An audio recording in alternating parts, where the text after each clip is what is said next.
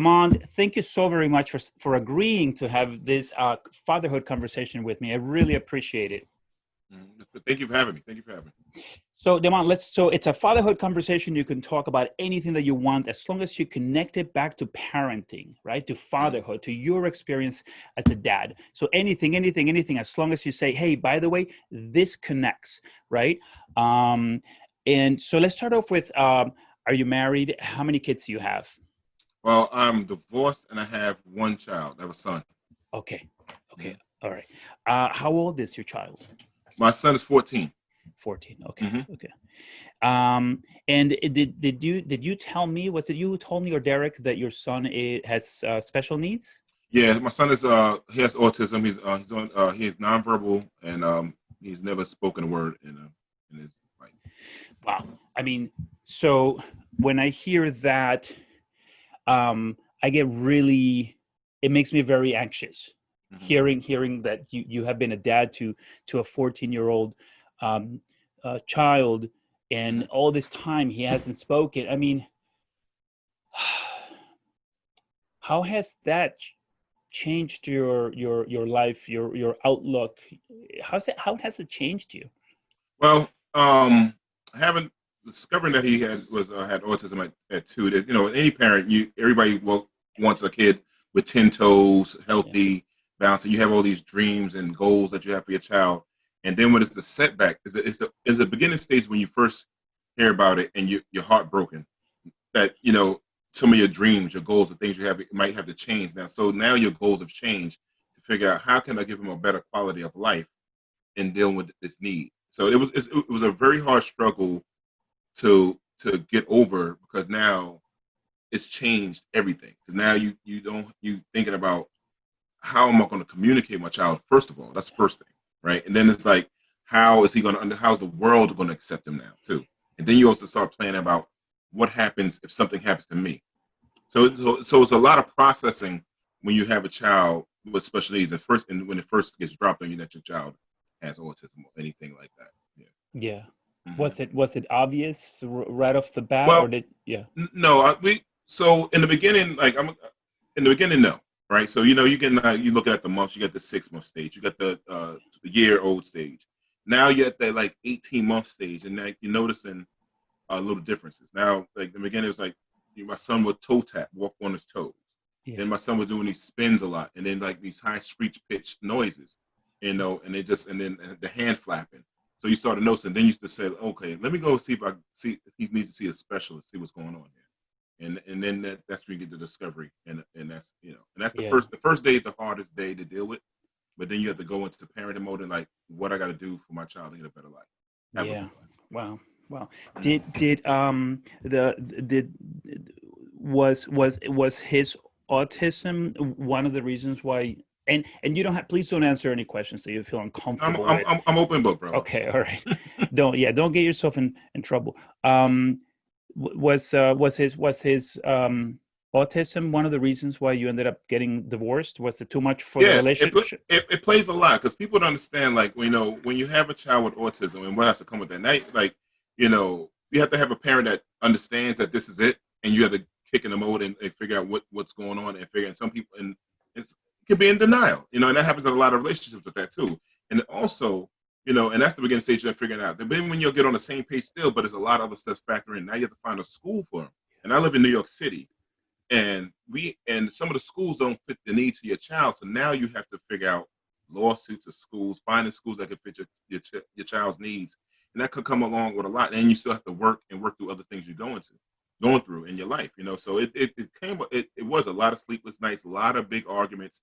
So it's very stressful on parents, and I commend to all the parents that did stay together. Yeah. And through those times, like it's really hard. It's a hard battle. Yeah. Yeah. Well, so yeah, and thanks for sharing that. Yeah. Relationships are already so complicated. They're so Hmm. complex, right? Um, and then to throw something so difficult, not just logistically, but emotionally, right? Hmm. It's like you Hmm. talk about the schools and everything else, right? I'm Hmm. sure bathing him, feeding him, Everything that you have to do at home is Everything, so complex. everything, and then you have other, other family members, people chime in like, "Oh, what you should do," and all this other stuff like that.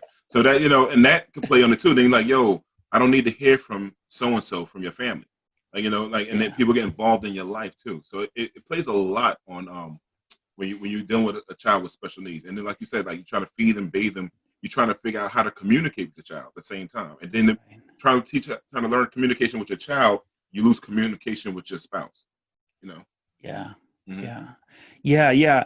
I would imagine, with what I know about myself, um, that in the back of somewhere in the back of my mind, and almost filtering a lot of, like a some sort of like a filter, that meaning, like, as I think about working with my child, right, with a child with special needs, and always almost thinking, man, is this, it's like, is this really happening to me, Hmm. 5 years in, is this really happening, like, because I think that we all have these, like you said, expectations, Hmm.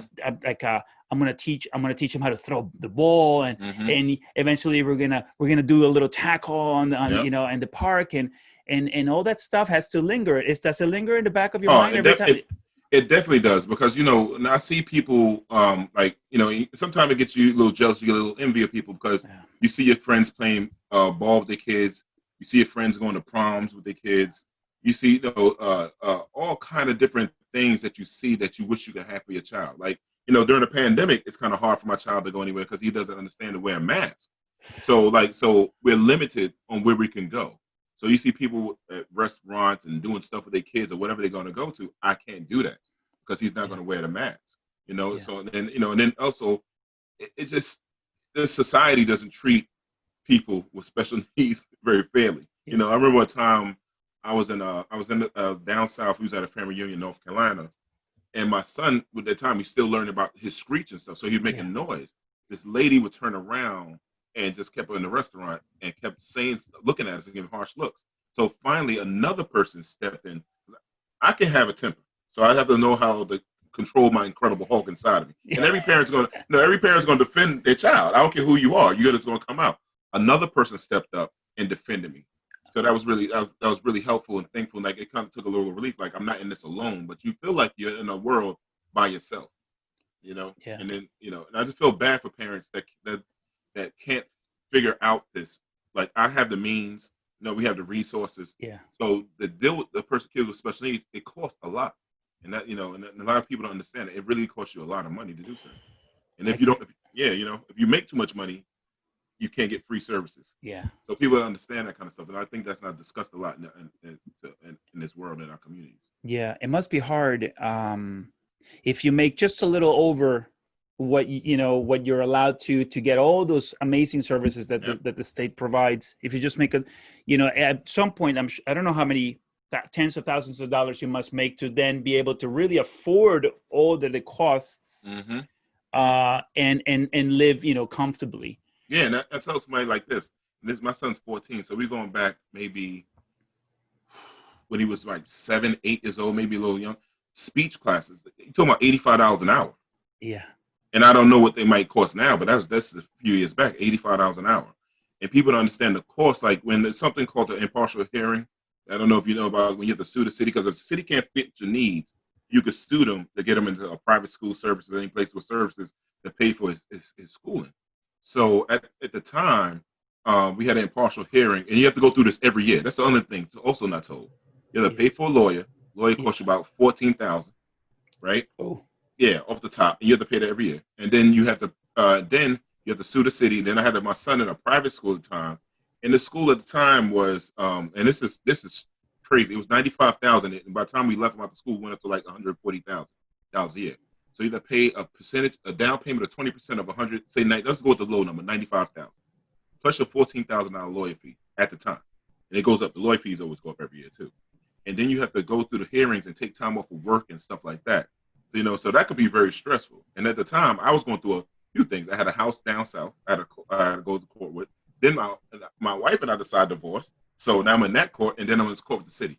So it's it seemed like it was never a day off and no vacations for when you go through stuff like that. But Wow. the parents do, we still got to push through because we still got, at the end of the day, everything is for the sacrifice of our lives, it's for our children's lives. Yeah. Man, that's so difficult. And to think that, there's just so much ignorance out there, displayed, or like exerted on you when you're at a restaurant, you're just trying to eat, and your kids, this is your kid and you love him, and this is the way that he behaves, and this is normal for him, and people around you just don't know, and then they gotta like make your life just a little bit more difficult Yeah. because I would say that at least, I mean, what I'd like to come out of this a little bit is at least that people say, wait a minute, we don't know what they're going through. We don't know what's happening there. Let's just take a deep breath. Maybe there's something going on that, that should, we should just be patient with what's happening over there. And stop being judgmental, because like, we see people now before you, like, and we all guilty of this, before you get into a situation, you always have something to say, right? Or feel something further away. So now I'm in that situation. So if a baby's crying on a plane, I was like, yo, let the baby just be, and let the mother, you don't know what the mother can be going through. Can you see if the mother need a hand? Can you go to the restroom, get us, ask the flight attendant to get us some water? We don't know, and just leave. That's like so we got to stop judging people and what's going on. Like, and that happened. And once I became part of my life, it made me understand. So it's some good things that came from my son having special needs, because it taught me to be a better person, Yeah. So yeah, that's interesting. Mm-hmm. You're lucky that you have been able to extract the good from a very difficult situation, right? I would imagine that it can really destroy people, right? I mean, like the financials alone. Financials alone. I mean, people really have to understand, like, the breakdown of, like I said before, it's $14,000, and I don't want to say the law company on it. I don't know if you want me to say it or not, but No. Okay. So I won't say they that's their charge, and they're the best in the city. They're best in New York City. I gotta say, because when you walk through with them, and the city say, oh shoot, they got those guys, and so but you have to pay to get the best thing, and then the tuition, private schools always can go up. So now you always going, you got to think about your mortgage. You got to think. So I'm working 2 jobs, and I'm making decent money, but now I have to work to help pay for this. And lucky, I was fortunate that my ex-wife had an income that could really put up front for the money, and then I have to, basically I had to pay her back, because it's like, we in this together, but it could break you. And I remember the guy from I think his name is Sean from Boys to Men. He said, I'm rich. I don't even know how regular people can do this. And his son has autism. What does he has? He has a child. Child with autism. He has a son. I think it's a son. Yeah, son with autism. Wow. And he said, I'm rich, and I don't know how people could do it. So because the people don't understand, like, the city doesn't meet all the needs of every child. Like my son, he can't learn some. It was called it was like they had to put these things on the wall when he wanted something. And my son learns off an iPad. Like if he said he wants crackers, he has to type in his iPad, because iPad speaks for him. But the city didn't provide that, but the city wasn't providing sign language, So how am I communicating with my son? He understands what I'm saying, but I don't know what he wants. So that's why he has to go to private school. So those are a lot of things that people don't understand, that people that have children with special needs have to go through. Yeah.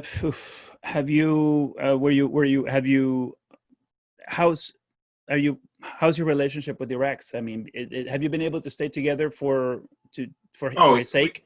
For his sake, we have to communicate every single day. Like every day we have to talk with one another, because you have to. It's like some people could break up and that be it.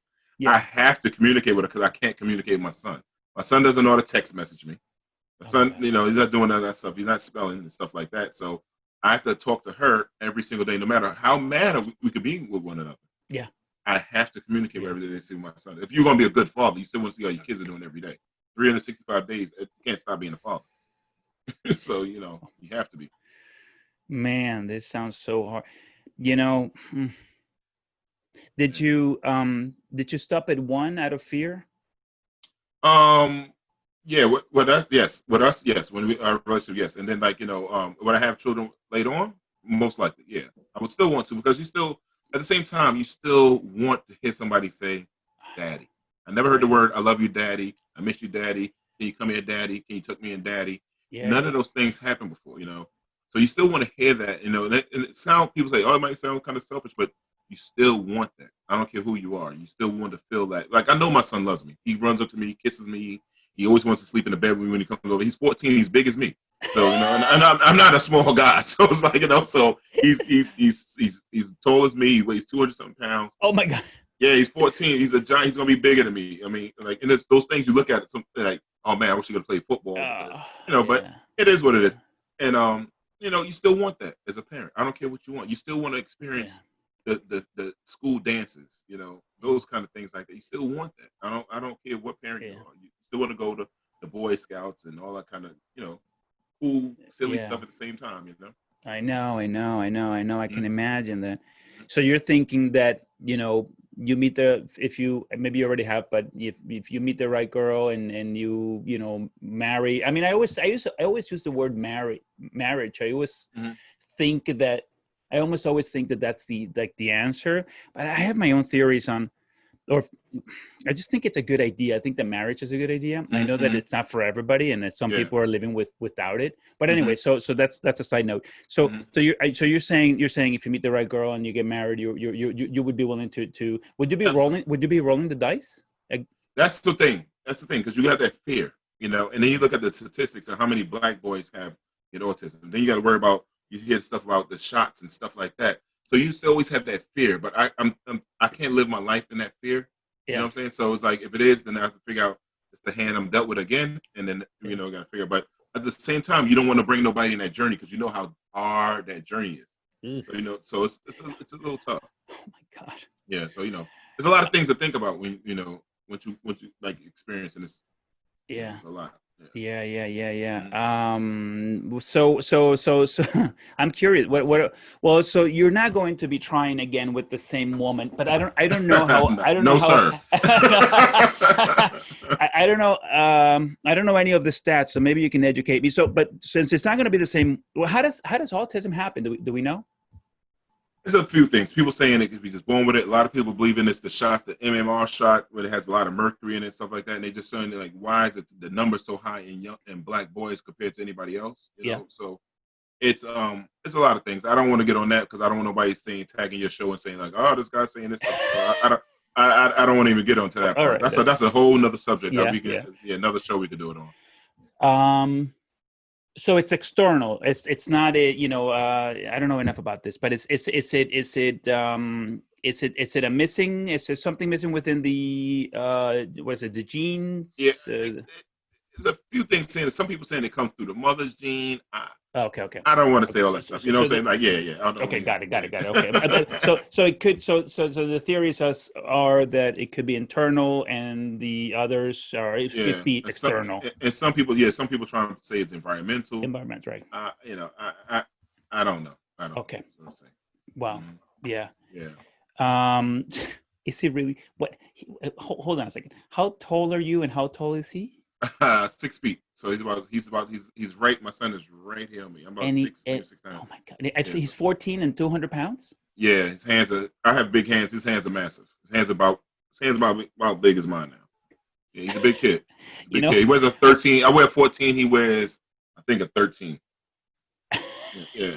So that's unbelievable. You know, and the reason I'm laughing is, you know, I have a 14-year-old, but mm. he looks like a, you know, he's a kid. You know, he's tiny. He's you know, he's well, my 13-year-old is taller than him, but he's like, you know, so when you're saying 14, I'm thinking, yeah, you know, a little Mhm. kid, you know, Mhm. somebody, but yours is Now he's a big guy because when I take him to the barber shop, and all the guys see him, they can see his growth and they're like, wow. Like when the pandemic happened, nobody saw him for months. Like I didn't see my, yeah, I had the virus also. So you did. yeah, so I didn't see my son.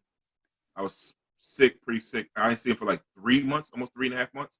So when you see him for the first time, like, oh shoot, man, he got so big. And then people in the barbershop, so it's like he just grew like this year, and he just grew Wow, tremendously taller. that's incredible. So he lives with his mom. Yeah. And then Okay, and he goes to school. And it's better. Like we have to put him. I live in Queens, yeah. and the schools are better in Long Island for services and Okay, stuff like that. So it absolutely makes sense for him to be out there to get yeah. better services. You know that I let me don't answer if you don't. How come? Why did he stay with mom versus going with you? Well, that's the New York City court system. Okay, okay, That's that's the whole law, okay. the fight and everything like that. But it's all good. You would have had to like really fight Yeah, the system. Yeah. yeah. You Okay. have to fight. Like I said, I was in 3 courts at the same time. I Wow. had, I Okay. had property down south. I had the city suing the city for his education, and then me and Yeah. her was going through our thing. So it's like Jesus. your resources gonna go, but so far.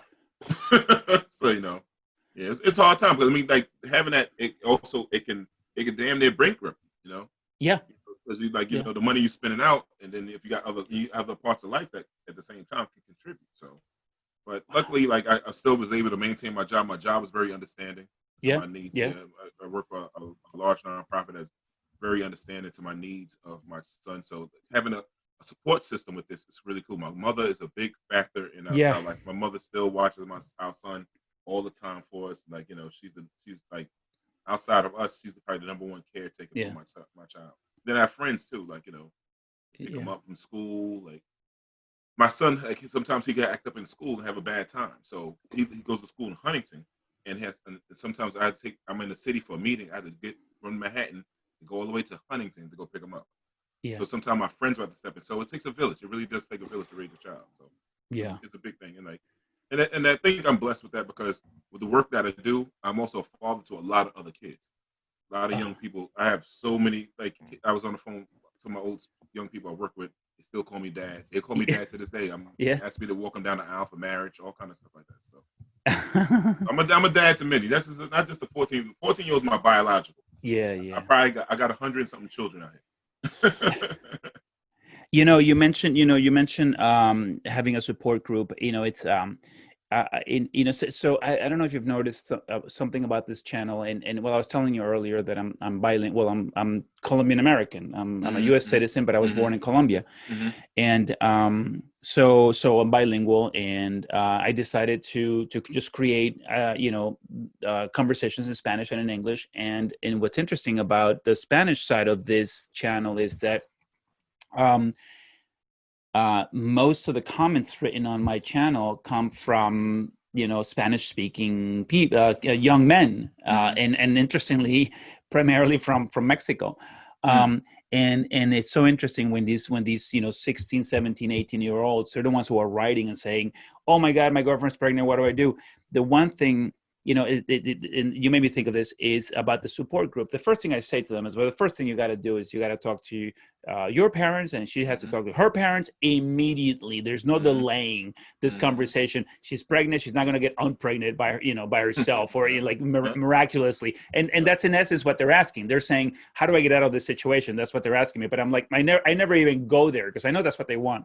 But Mm-hmm, I'm like, well, you got to talk to everybody because you need a huge support system, right? If you're mm-hmm, 17, you don't know anything, you don't have a job, you don't have an idea for a career, you don't know how to be a parent. mm-hmm, So support system for them, and support system for everybody, mm-hmm. right? For you, even a guy with a job, a career. His wife or ex-wife at the time she had a job as well. But you still need, everybody needs a support system. We cannot do it alone, and it's interesting. So many grandmothers take care Oh of yeah. kids, Oh you yeah, know. think about even look at rich people, right? They have a support system. They have the means to get a nanny. They Yeah, have a means to buy the nanny a car to go get the kids from the school while they go make all this money. So like you can't. I don't care what anybody say. I'll raise my child alone. I seriously doubt that. yeah, You know what I'm yeah, saying? Because somebody was there, an auntie, a cousin. yeah, Somebody's always there to do that because you have to, like, if you have to work an extra job or you wanted to go out somewhere and have a good time, it's always yeah, somebody's support system there. If you get sick, somebody comes over. So I yeah, think I mean it can be, but I think somebody has at least one or two people in their team, and we have to like I really take note, and the young people that's watching this, it is a village. It really takes a yeah, village. And the things about, like you said, the young people 16, 17, leaving that child with grandma sometime, and they get that wisdom. They teaching them things about the heritage, like saying like those are great things to do. Like yeah, my family, like I said, we have family reunions every year, yeah. and it's just to get those stories. It'll help you raise the child Mm, and raise right. them right. Because now you think about a child will walk around with that legacy thing in his head, and it's not just Yeah, selfish. Like, okay, if I do something wrong, it affects the whole family. Right. So Right. that's why Yeah. I love that extended family part of it. Yeah, yeah, yeah. As you were speaking about the stories and coming together and sharing and young parents learning from other parents within the family that are maybe that have children that are a little bit older, so maybe they have been parents for longer. You know, there's something that I've been thinking about so much, and I wanted to share with you, and that is, I've been trying to understand. I've been trying to understand um, why fatherhood has been so difficult, right? Why the evolution appears to be so complex, right? So many. How is well, and how is your relationship with your dad? Are you still talking to Um, him? my father passed about maybe 20 years ago, but me and my father were very close. Yeah, That was my best friend. he was. I learned so many lessons from my father. I'm very close with all the men in my life. I was very fortunate to be raised around. My neighborhood men were great. My uncles are all Yeah, great. My father was the greatest man I've ever met in my life. I've yeah, known in my life. yeah. And excellent, man. And I'm happy for you because that's so important, so important. Um, and so I was thinking, I was trying to, I was trying to figure out why has the evolution of fatherhood, been so difficult for men, right? Why are so many of us struggling so much with what is fatherhood, right? The definition, who are we? Are we the providers? Do we provide emotional support as well? And and I think that the reason why we haven't been able to figure it out, and I want you to jump in, Mhm. is because I think that we've been looking at fatherhood as a role. And and and if you look at it as a role, like what's the role of fatherhood, then you begin to have to look at rules or certain structures or rights or wrongs or a list, like an itemized list of do's and don'ts. That would be Mhm. the role, right? But Mhm. I but here's what I really want to say in this for the first time ever is we can forget the past and we can forget the role if we can just focus on the relationship, right? Correct. Fatherhood is a relationship, Correct. and it's no more scary than than trying to identify what the role is. It meaning it's going to be, it's going to take effort. It's it's not I've been thinking about this. It's Fatherhood is no different a relationship than the relationship that we have with our partners, Mhm. right? So with our partners, we don't, it's not a role. We don't impose ourselves on them, right? We don't our ideas, or we go with if a good relationship is gonna go, it's gonna be have a back and forth, right? We're gonna try to figure out the other person. We're gonna listen to what they're saying, try to empathize when with their feelings, with what Mhm. they're feeling, and that's highly complex. But if you try to look at the relationship with your spouse as what's my role, then there's always going to be you're always going to have friction. Yep. And roles change. So, so like you said, the best. I think is the relationship, and also I think it's also you like the teacher at the same time, and you have to take that very like my father. I think with the relationship my father had with like I know he's my father, and he had that image and that power over me. I would say Yeah, power over me, yeah, but that's how it was. But it was it always was a teachable moment every yeah, time he was teaching, and I think he was setting me up. So just in case I'm not here, this is how you're going to go on your own. And that my father lost my father at 28, and I tell people I didn't become a man until my father died. uh, And that's the craziest thing in the world because I was living my best life. I'm out in the streets. I got a couple of dollars in my pocket. I'm doing me. But yeah, my father died, and then I had to snap into that role because my mother actually made me into a man. My yeah. mother said when my father was dying, I mean, this is a little share. My father was dying. They had this time to do not resuscitate forms. Okay. My mother said when the doctors gave it to her to not sign, she said no. Everything runs through my son Huh. now. He runs the family now. Because my father set up for like anything happens to me, you got to take over, and Oh. that's how it went down. So my father was always teaching me, and we always had a great relationship. I joke with my father. I learned how to do stuff around the house with my father. Like Yeah. my father didn't know how to cook, so I don't know how to cook. So that's one thing. So he was a bad teacher that part, but like finance and like making sure everybody's good. And the one thing I learned from my father, he showed me how to love. Like I Yeah. think that's a lot of things missing in father. People Like some fathers think you gotta make your kids tough and all this other stuff. Especially when you have boys, Yeah, but yeah, teach them how to love, and people will respect your kid more. yeah, People will listen to your kid more, yeah, and it just makes life a little bit easier for them. Like when they know how to love other people.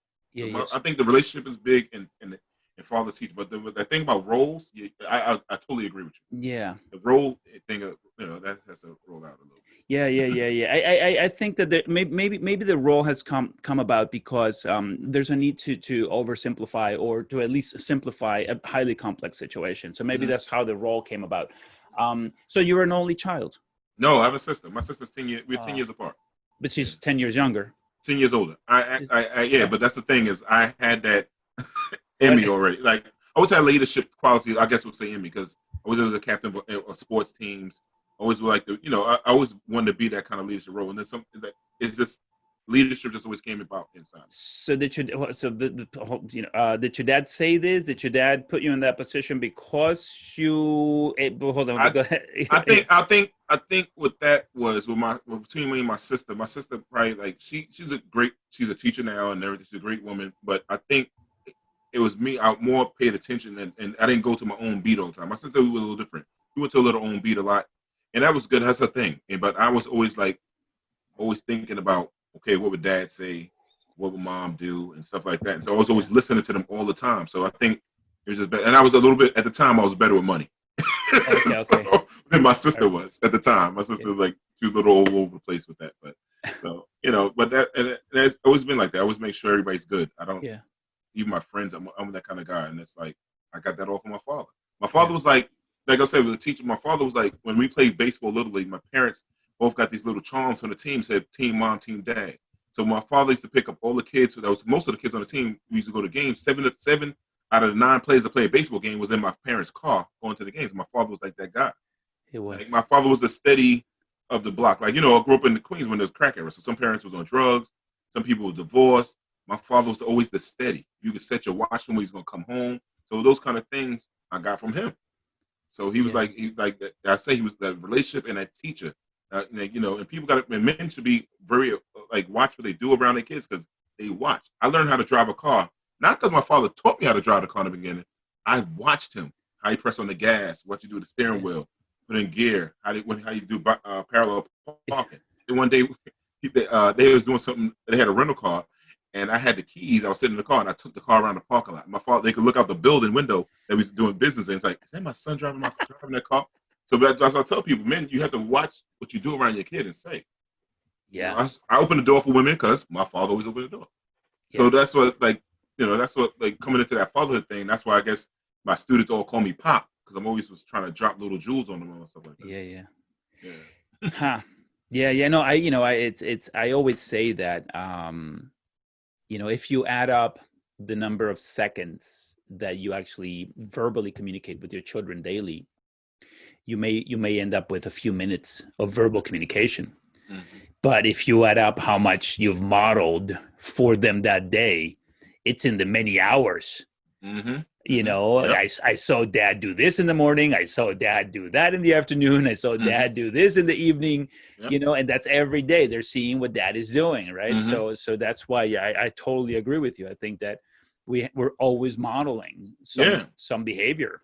Yep. You're gonna mimic your actions, and people gonna Yep. judge you on your actions, right? They're gonna judge you like you can say a whole bunch of garbage stuff, but Yeah. if your actions don't reflect what your words saying, then they're gonna think it's a joke. So my father, if he said he's gonna do something, he did it. So I said, if I'm gonna do something, I'm gonna do it, and that's what it comes down to. Yeah. And that's what I hope a lot of dads will get. Like, yo, my kid really watches me. Yeah. They and a lot of children really want they want guidance, they want Yeah. structure. So you got to be the man providing that for them. Yeah. Because I work with the job I do. I don't want to mention my company like that, but I worked 21 years there with young people, Wow. families, and all kind of stuff. Yeah. And the main thing is they want that guidance. I had the toughest kid could be in the game. Before he leave, he always going to respect him and teach him how to treat women when they come to my office, all kind of stuff. So they want that kind of stuff. Yeah. You No, know? they all do. All children do. All children do. All Yeah. children do. All children. Yeah. Men Absolutely. or women, children. Like So- female. Go ahead. Let's go to this teaching men how to love. Mhm.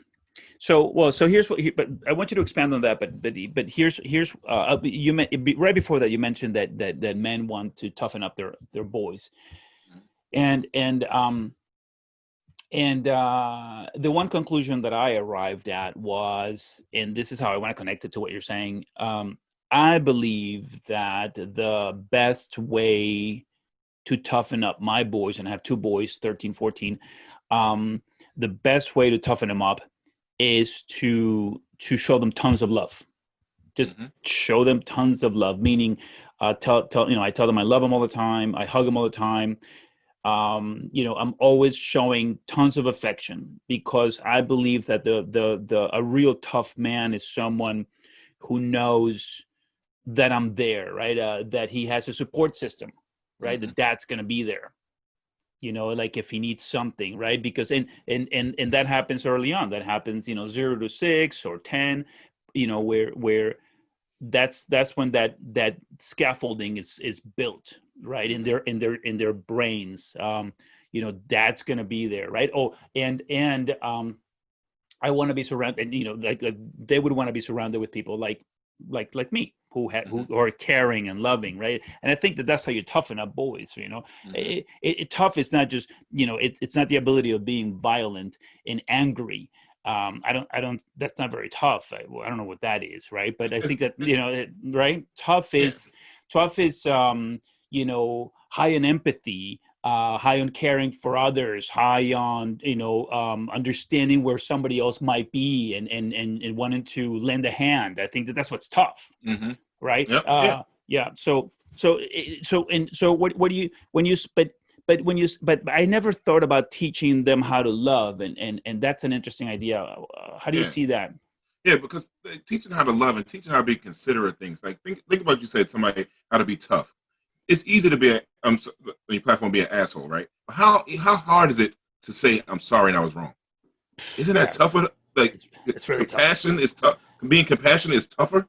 Like, what I'm saying? Like, to be understanding, like I made a mistake is tougher than like and the love, like, think about caring. Like you get so much more respect for making somebody feel good.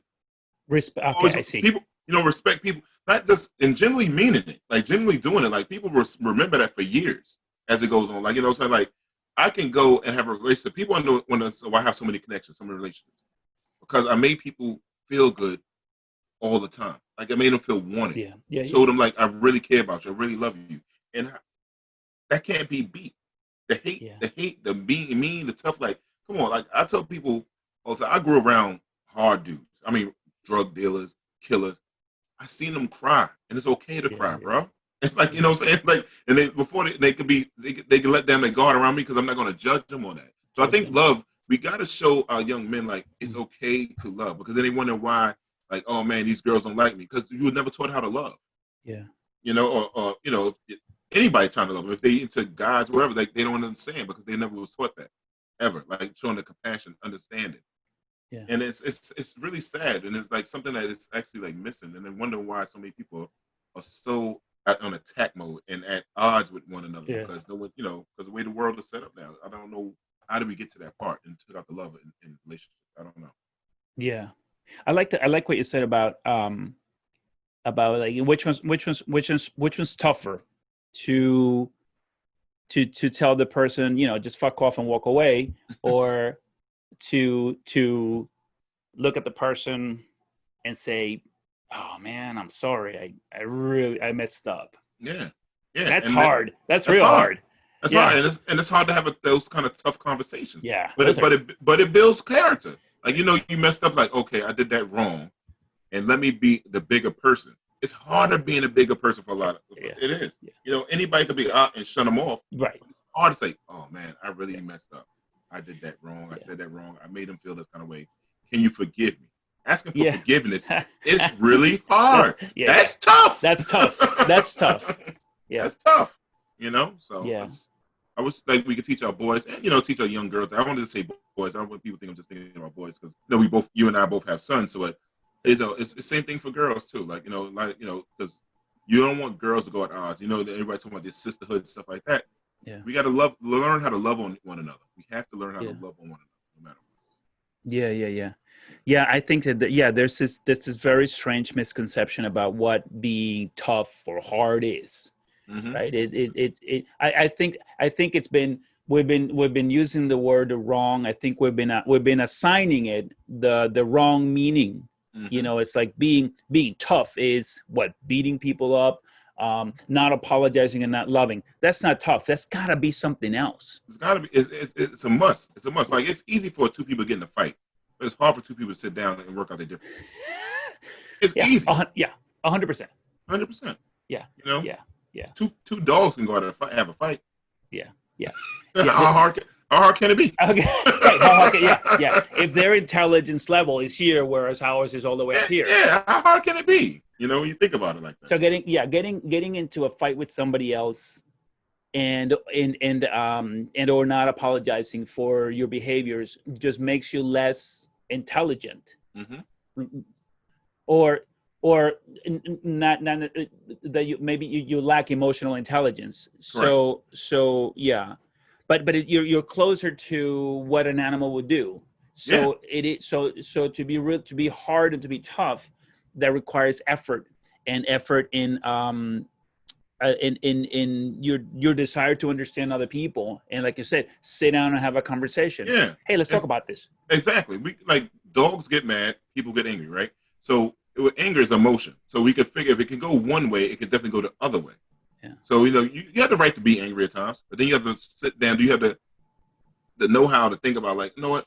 Let's work this out, and that's Yeah. very hard. That's like and like people like at the time when I would go to divorce because you mad at somebody and like, nah, I don't want it. And then you got to sit back like, damn, can we really work this out? You could try, but some people are not willing to try. Then you just move on. But at least you tried. Yeah. you know. Yeah. So. Yeah, emotions. Everyone has them, and I think that there's also this is collective.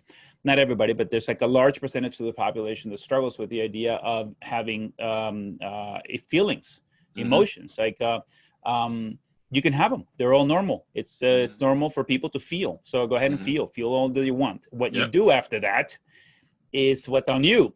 Correct. Right. And that's what we got. Like, Yeah. And that's what we as men are teaching our children, right? We have to teach that. That's on you. You try, and that's what we have at the end of the day. That's what we become. We are teachers. Like I said, we are teachers, and our actions are teaching our children. Yeah, no, and it's this part about our children getting upset or feeling angry.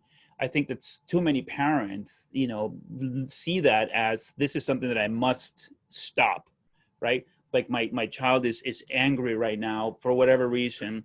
I'm gonna stop this. I'm gonna quelch. Like I'm gonna exert my control and make them stop that. And it's interesting because that might be, going back to the role. You might think that your role is to subdue, to keep him or her from feeling that, from expressing that.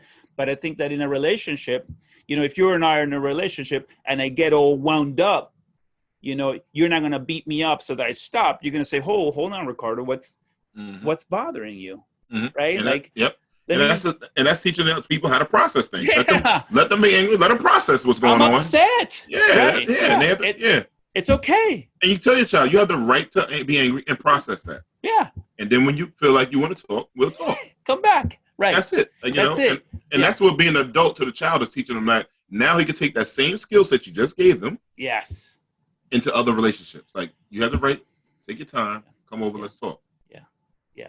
I'm telling you, I've this has been so important for me just lately. If you're thinking about parenting from the perspective of what's my role and how it's done, you're going to hurt your relationship with your kids. That you're going to hurt the relationship because it's a relationship, and I think it's worth mentioning again. It's the same thing for your relationships with your girlfriends. If you think that your role as a man is this, and I do this, and she does that, and she's going to do as I tell her because that's my role, there's no relationship. And she's eventually gonna leave you because you're annoying and dangerous.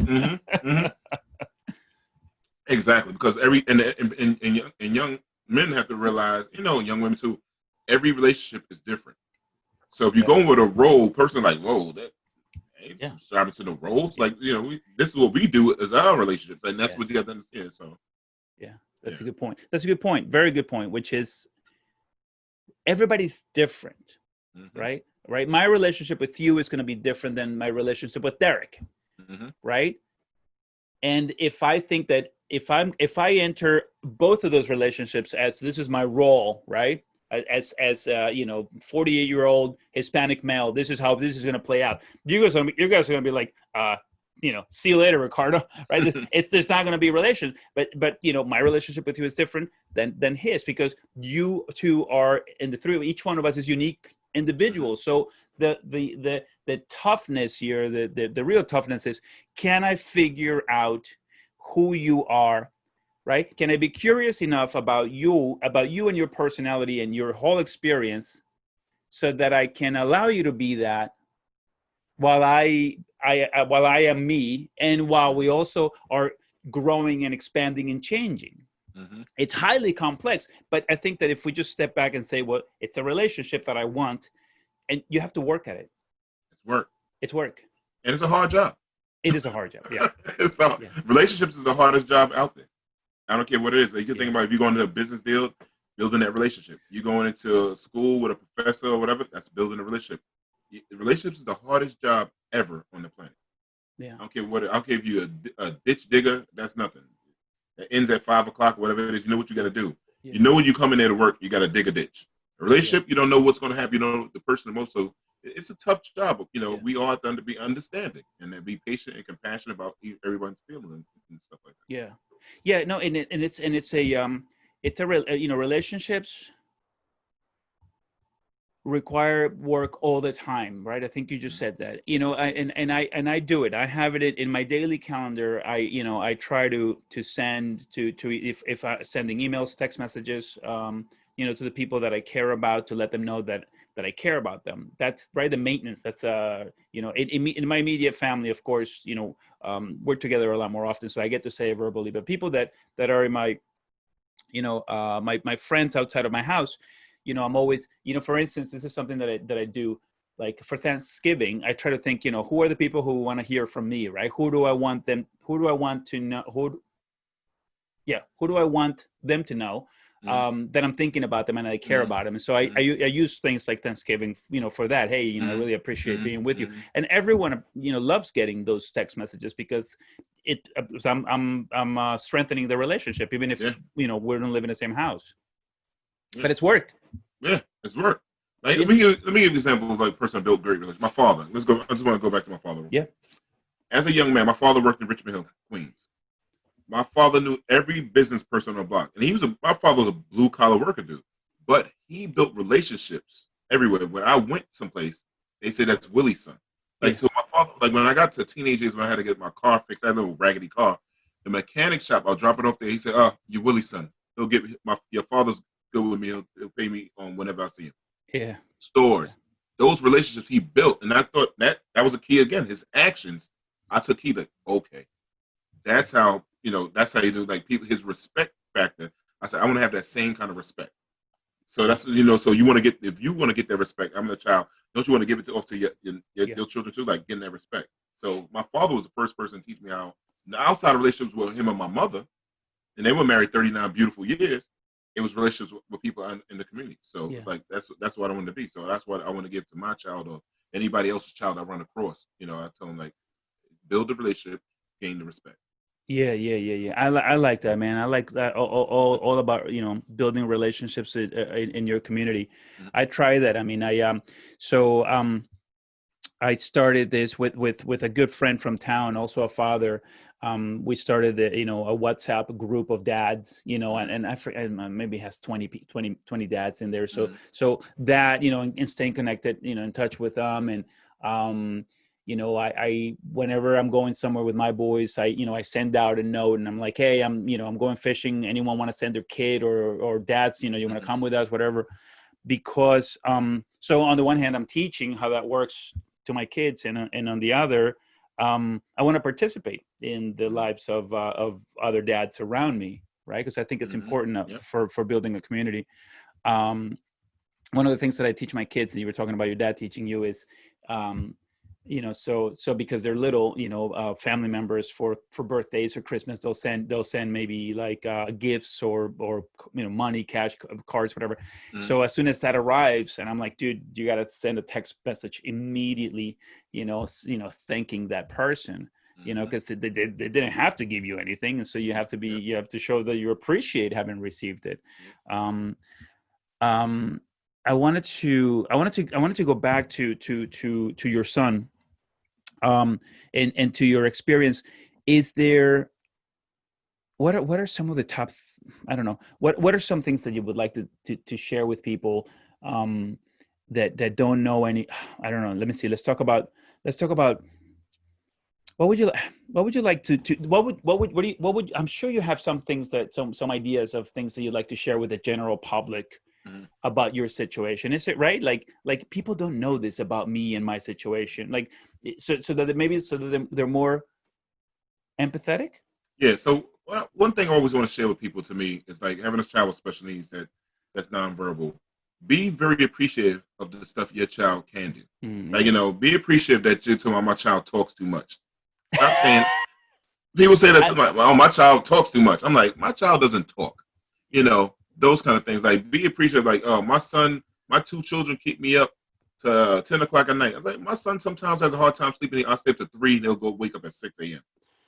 Like my son, before when he was going through his things, like he was scratched and hurt himself. yeah. Those kind of things, like the things that you complain about, I would trade any day. Yeah. And there have to be that understanding of that, like, Yeah. be happy for what you have. Right. So, and then also be happy that your child is like healthy and that your child is alive. I have friends that children have passed on.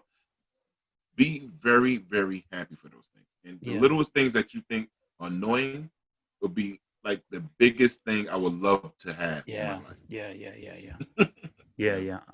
I believe that, man. I have this. I don't know what percentage of the population does this, but I do look at you and say, man, you know, when my kids, do things that maybe I dislike, I'm like, Mm, what? Thank God. Like, but here's a silly one. My kids decided that they have their Xboxes, and both of them are gamers, mhm, and they decided that now they wanted, gaming PCs, right? And for me, it's a whole lot of money to, come up with two gaming PCs. And granted, my family, they all chipped in for to help. mhm, But as I was thinking about, you know, I grew up feeling scarcity. I don't know why. My mother has a different idea of what my story was, but that's how I grew up. I grew up feeling like I had nothing, and I grew up feeling like you know, um, not I didn't want to ask for toys because I didn't want to be a burden on my mother, right? So that's how I grew up. So now as an adult, even now at this age, I'm like I struggle with spending money. I really, really do. mhm. If it wasn't for my wife, they would have literally nothing. All their toys would be used or handmade by me. Oh man. Yeah. So here they are, right? They're like, Dad, everyone's getting PCs. By the way, that was a lie. Everyone's getting all my friends are getting PCs, and they're all, they're so much better, and the refresh rates on the screens and the GPUs. And I'm like, oh my God. And I'm like, all right. So initially I was like really, really troubled by this idea that, like, man, these guys are, pushing me to spend all this money that I struggle with, right? I like, Mhm, and at one point I go, man, they're healthy, they're happy, they're good, they're great kids, good grades, no real problems. And I'm like, and they're healthy, and I said that mhm. like a second time, and I go, you know what, just go with it. Like, Yeah. let them have fun, let them be happy. um I'm just so thrilled to, because I mentioned to you last week briefly that one of my internships for my master's I did at the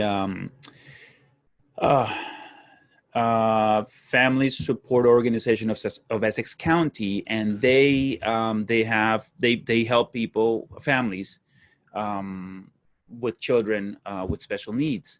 mhm, And that's so important for anybody to like volunteer and go and see what's going on there, because It's so hard. Like, I mean, you explained, financially and emotionally how difficult it is, and a little perspective, I think is what you were saying to your friends, Mm-hmm. right? Just a little perspective goes Yep. a long, long way in helping their relationships with their kids. It's like, yeah, it's so great that they're speaking so much. So they're talking and they won't shut up. It's like, okay, fine, good. That works. Yep. You know, Yep. that Yep. part of them works, and celebrate it. And maybe it'll turn into something one day, right? Mm-hmm. Yeah, and it's just like you just said. You want the perspective you want people to understand. That's all. And you want to see in the different lenses. Like people sometimes you want when they say you want to don't know what a man's going through till you walk in their shoes. Yeah. And those kind of things. Like a lot of times I'll tell people, like think about it. My son is 14. I still have to wipe his butt. Oh.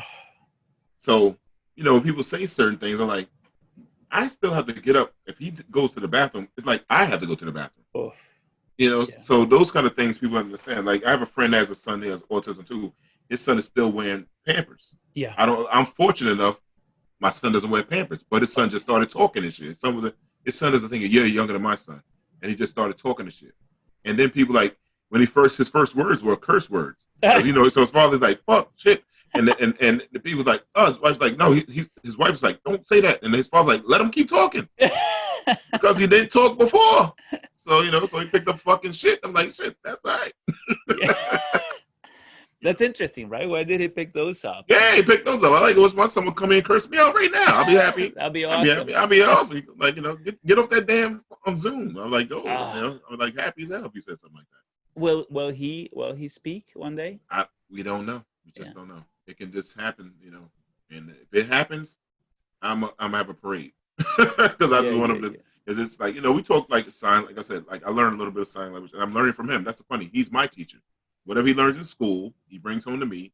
He teaches me how to ask for his snacks, and he has to go to like the sign. I gotta go to the bathroom and stuff like that. Those are different signs from sign language. Man, yeah, I tell you, I still can't get over it. Like I know it's. Oh man, and what kills me, so I thought that's always bouncing around in my head is when people don't plan for children. I can't imagine, not planning and being like, yeah, whatever. And I talk to so many men that it goes, yeah, no, I don't know how it happened. I'm like, what? You didn't have sex with her? What do you mean you don't know how it happened? No, I mean, so we were in planning, but you were having sex. Yeah, so So you were in planning. How were you not planning on having sex? How does that work? I mean, it's like, and so when I talk to men like that, and then and if they have a child with special needs, where's that relationship with his partner and with the child going to go when this man is so clueless, so completely unaware? And I think this is something that I really would like to be able to participate in helping change.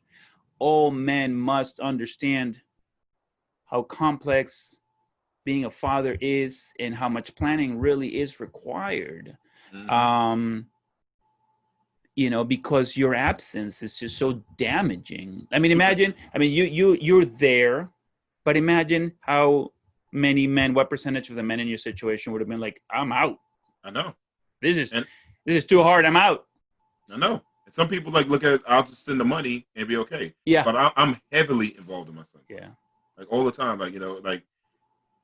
His mother had to go through a procedure last month. He stayed over here for the whole month and stuff like that. Like, it's anything. Like I don't know how men can walk around and do that. Like that's like you're less of a man to me. You're just gonna drop seeds off and not see them grow. What farmer doesn't watch his crops grow? Yeah. Why plant the fruit? Why plant the seeds and don't see how the fruit develop? Doesn't make sense. I know. And it's damaging to the community. Now at the end of the day, it's all about still community. But now you have a son growing up here without a father involved in his life, and he's just reckless running around. Like you said, they don't know how to love. They don't know how to build relationships. A lot of things, And I always use this thing. I always tell people like this, and I tell men this way: when you plant a tree in your neighborhood, anywhere, plant a tree. Yeah. Every time you plant a tree, there's always two sticks holding on the side of the tree, right? Yeah. Right, and they got a string, right? Yeah, it does. They pull in the tree, right? Yeah. Why? So the tree could grow straight. Straight, yeah. You cut one side off, the tree, what? He leans. Yeah, lean, yeah. could fall down. Why would you want your tree to fall down? Yeah, I don't know, man. I mean, like, and the thing is, like, it's so, we've had, I don't know, we've had condoms for no less than what, 40, 50 years, however Easy, long. easy. How is it possible that not everybody's using them all the time? And it's like, it's just so. That could be a whole nother conversation, Ricardo. Where people say, like, I have a young staff member. He said something to me crazy, why he doesn't want to use condoms sometimes. I'm like, bro, you Yeah. can. One thing, the least amount of trouble you have is having a child. The other thing, you can die, and I don't get men that. Yeah. Like, Yeah. the king, you can die or have something else, So, but Yeah. There's, well, we don't. There's no reason. I mean, like, the child. I don't know how to. I don't know how to get this out there. Children, boys and girls, need their fathers. they need it. They need their fathers. And with your analogy, with the tree, it's perfect. Children need their dads. Their And dads. Yeah. and I don't want to just say men, because like I have a lot of young female uh young people I work with over the years, right? And like I said, last night, one asked me to go to dinner with them last night. They set up other plans because a lot of young ladies, the first man she knows, like, see around, like, she learns from her father how to treat men, how to be with men. Yeah. Right? If you don't teach them that. Like, Yeah. take your daughters. I tell the guys, take your daughters out on dates. Teach them how to mimic the actions, what a man should treat. If they treat you less than your dad, you gotta cut them off. Yeah. Like my father, I remember this all the time, and I always wear a watch, right? Yeah. My father told my sister, a man doesn't have, nowadays everybody's watching their cell phone, but if a man doesn't have a watch, you never respect your time. Okay.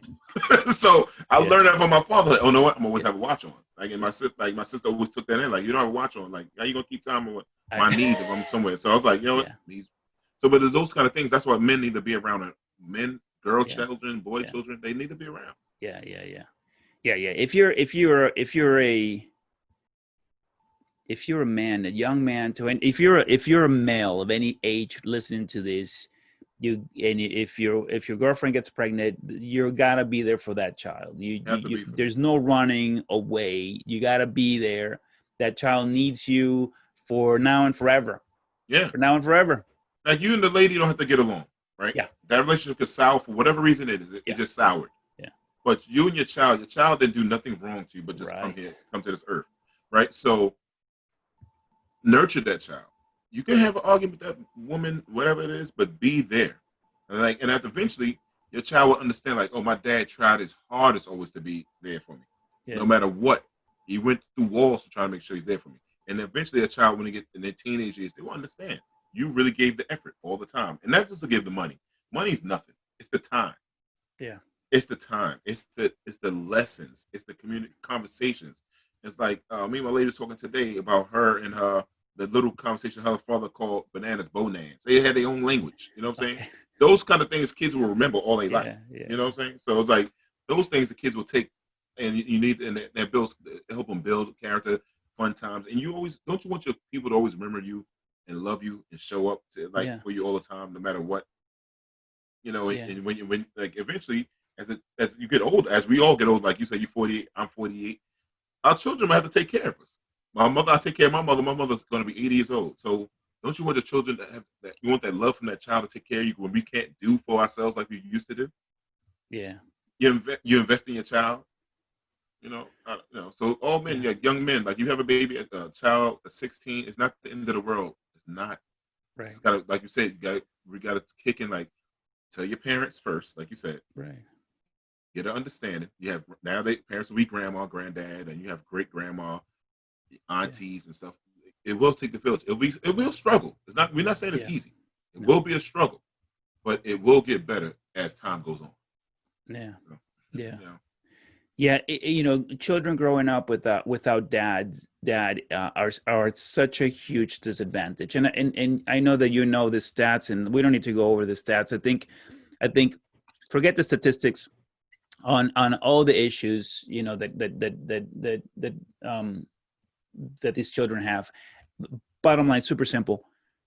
your child, the child you brought into this world, is at a huge disadvantage in many, many ways. And one great example is that little girl doesn't have a model for what a boyfriend should look Mm-hmm. like, Mm-hmm. right?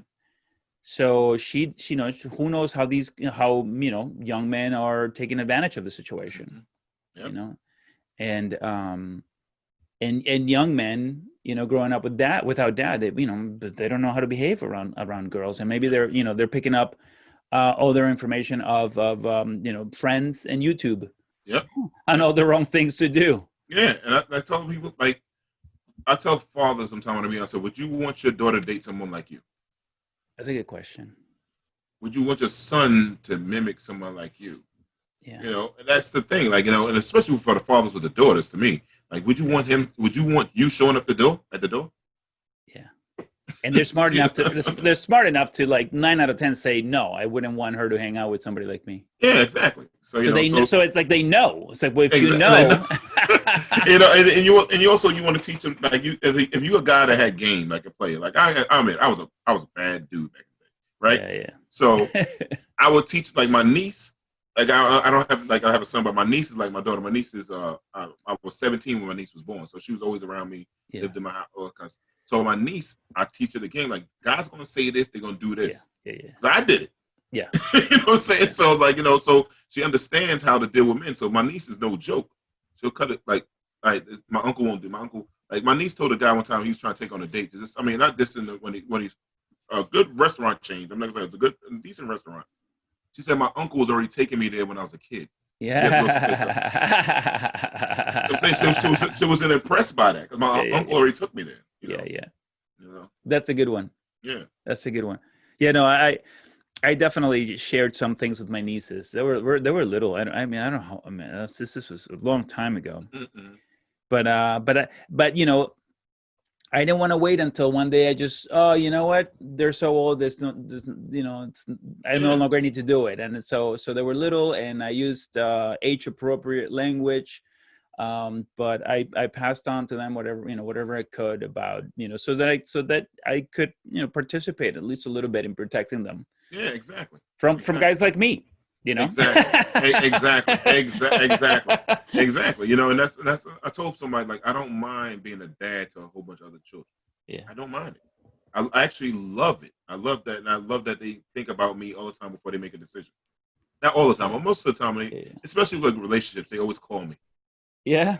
Oh man, I get phone calls. I got a call yesterday. I get calls all the time, and I love my girls. I love them Yeah. because it's just like, I'm glad they had the respect in that. And that's what I tell people: the relationship you build, how you make people feel, how you treat them, and stuff like that.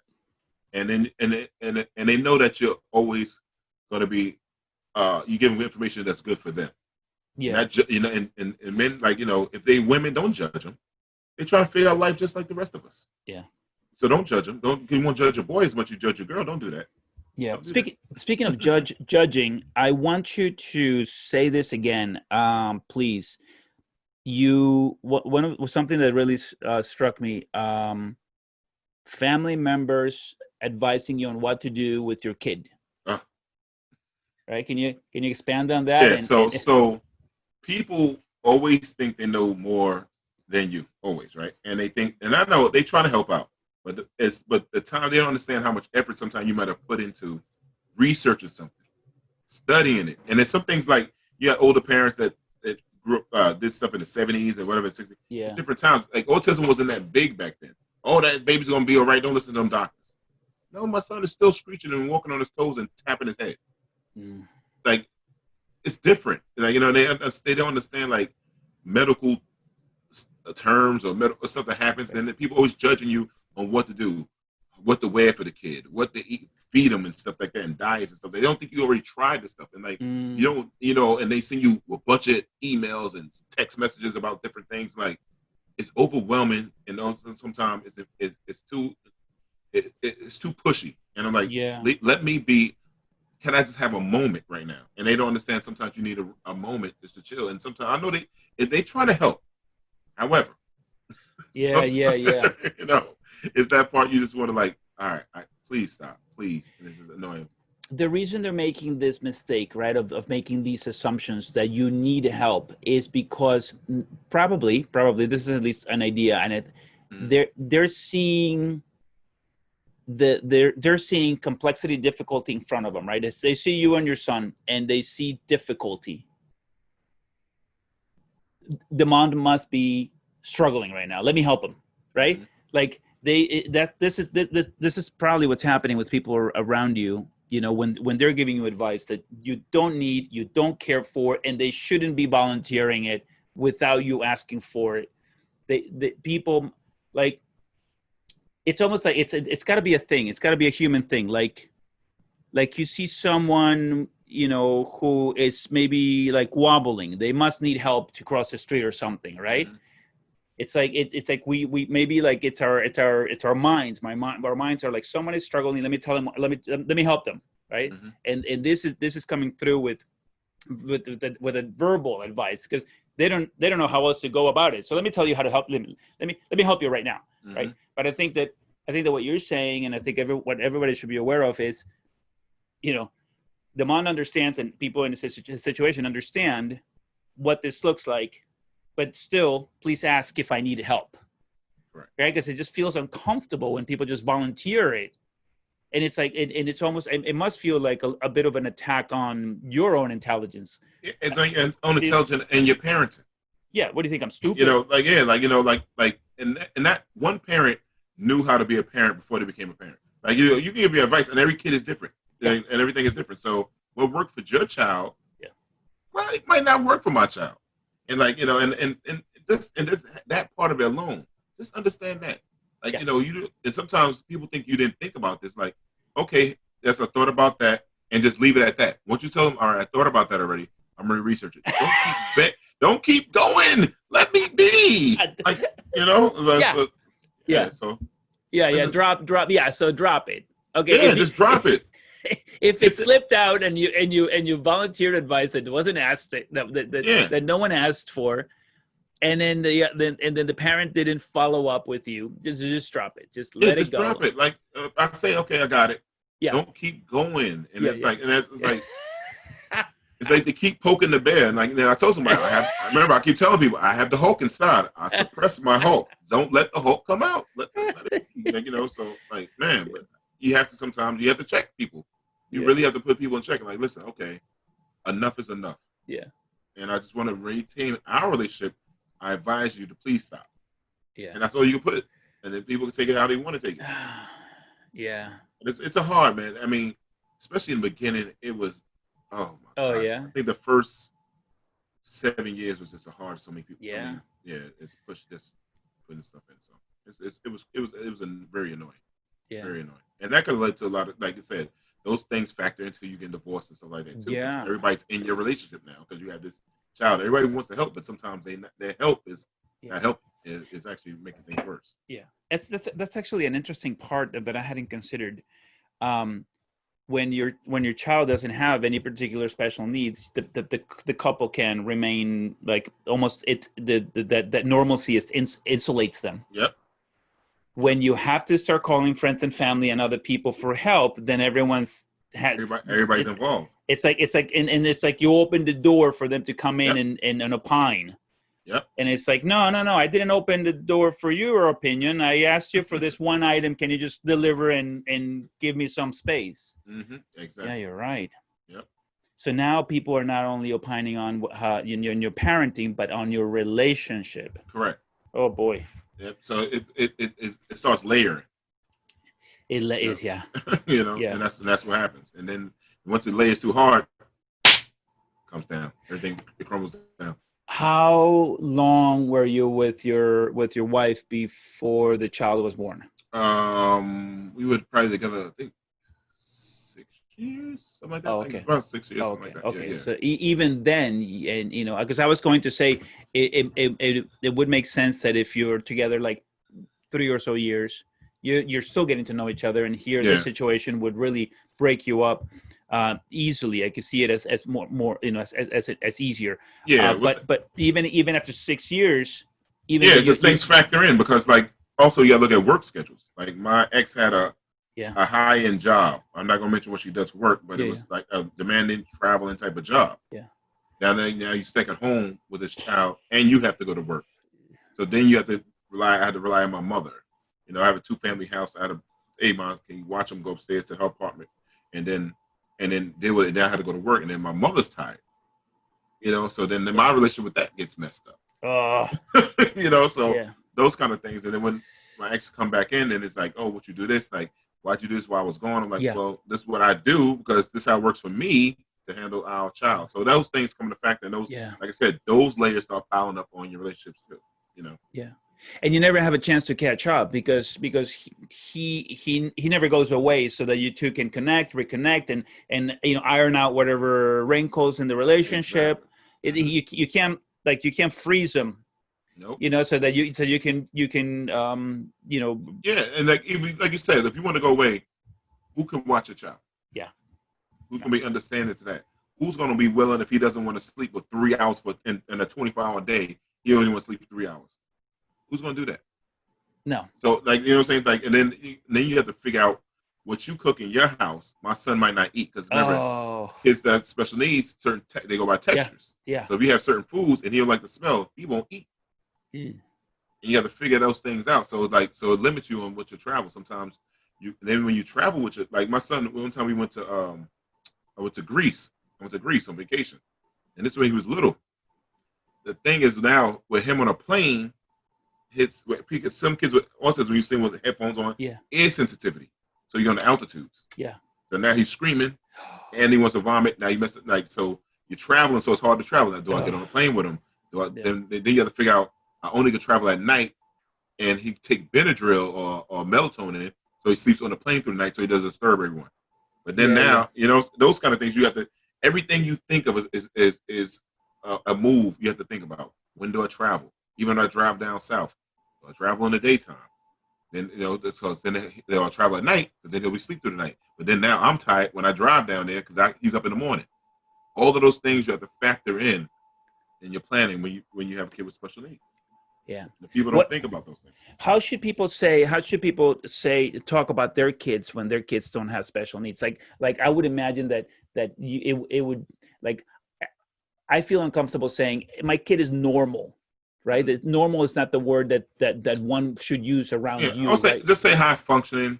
You know, like high functioning. Like my kids, so my kids are high functioning. Yeah, high functioning. You know, because everybody's at their different levels. Like like every kid has a gift. My kid, I think his gift to me was teaching me how to be patient. Also, my son's gift to me was he lives in the moment. My son can be upset with me about something. Like, say if I scold him for trying to take extra snacks or something stupid, right? You know, something he's trying to do on the low, like he's trying to sneak and do something, and he spills them all over the floor.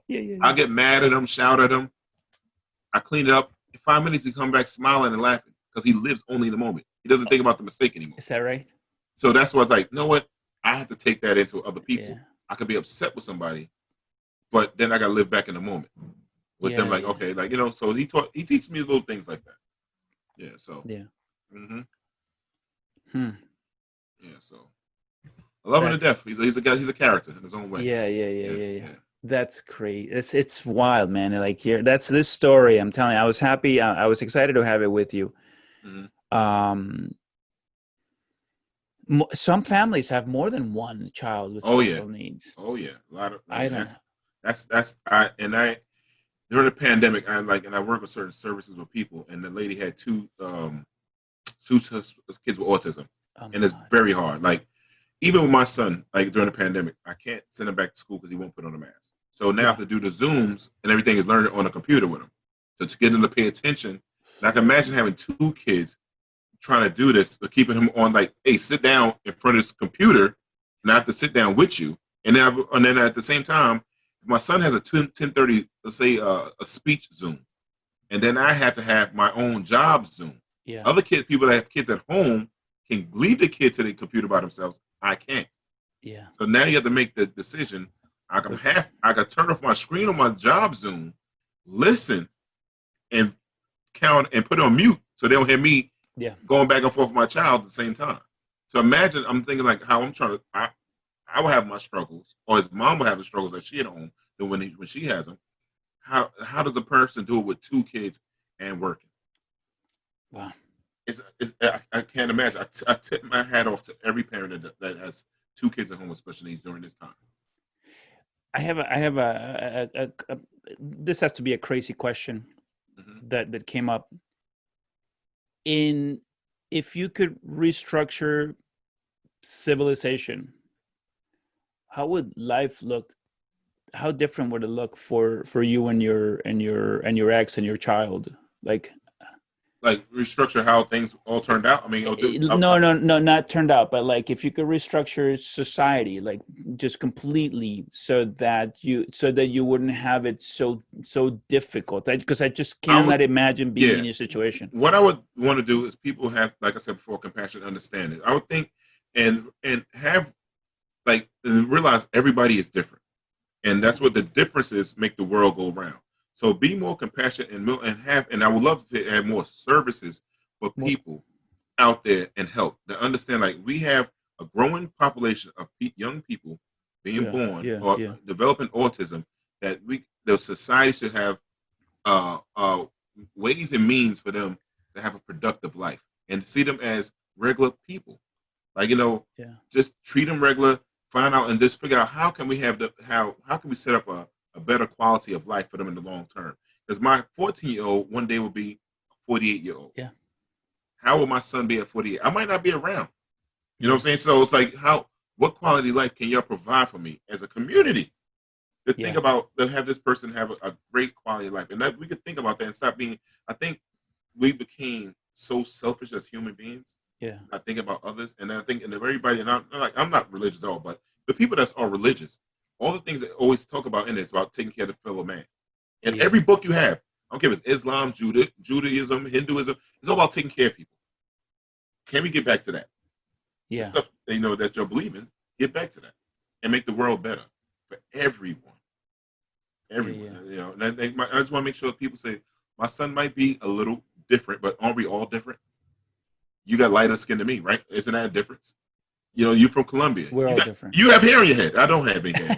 You know what I'm saying? So it's like we all different. So just see my son. He's a little different, but please nurture and love him just like you would love anyone else, and just help and help him grow to be and help Yeah, a successful life.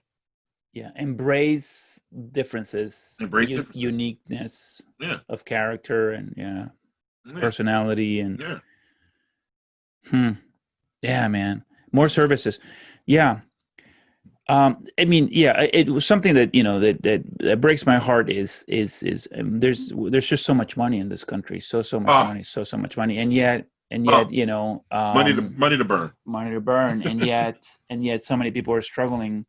Hmm. And I was talking to this one guy who um he's out of money right now. He says, I can no longer work because I'm taking care of my boy, and he adopted him.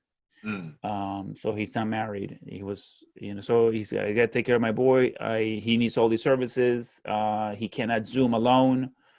Um, I spent all the money that I had saved, to get to this point, and he's like, where can I go? And this was a webinar that for the FSO that I was mentioning to Mm, you, mm, mm, mm. and everybody's like, we'll give you some other numbers, and he's like, Yeah, I've tried them all, he said, and and it, and that's frustrating. And I understand that. I've been there with him, and I feel bad, and I understand his pain and that's another thing I would love if we could change the world is like make it easier.